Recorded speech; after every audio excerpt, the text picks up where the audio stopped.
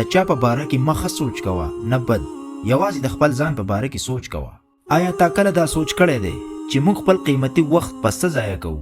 په دې سوچ کې چې خلک زموږ په اړه څه وایي، څوک موږ ته ښه ګوري او څوک بد، او ولې پلانې سړی زموږ نه مخکې لاړو او آخر موږ هم په ځای ولاړ یو.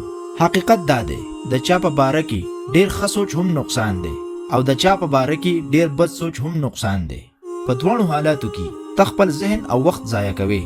یو سوال د ځان نه وکړه، هغه خلک چې ستا په اړه خبرې کوي، آیا ستا روزي ورکوي؟ آیا ستا کور چلوي؟ آیا ستا سبا جوړوي؟ نه، هیڅکله نه. نو بیا ته ولې د هغو په اړه سوچ کوي؟ هوښیار انسانان هغه دي چې د نورو په ځای د خپل ځان په باره کې سوچ کوي.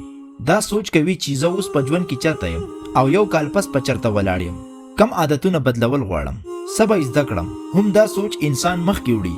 مثال، ناکامه انسان وایي خلک زما خلاف دی، خلک ما نه پرېږدي چې مخکې لاړ شم. خو کامیاب انسان وایي زه څنګه ځان بهتر کولی شم، زما کمزوري څه ده، زه نن څه زده کولی شم. فرق هم دا دی. یاده ولره، هغه انسان چې د نورو په اړه ډېر سوچ کوي هغه په خپله شاته پاتې شي، او هغه انسان چې په ځان کار کوي خلک بیا د هغه په باره کې سوچونه کوي. دا سوچ مه کوه چې خلک څه وایي، ځکه خلک هر حال کې خبرې کوي، نن هم سبا هم. که ته کامیاب شوې هم خبرې به کوي، که ته ناکام شوې هم خبرې به کوي. نو بهتره څه ده، د خلکو خبرې که د خپل ژوند جوړول. د نن نه دا عادت جوړ کا، کله چې د چا په باره کې سوچ درشي د ځان نه دا 3 سوالونه وکړه. آیا دا سوچ به ما کامیاب کی؟ آیا دا سوچ به ما قوي کی؟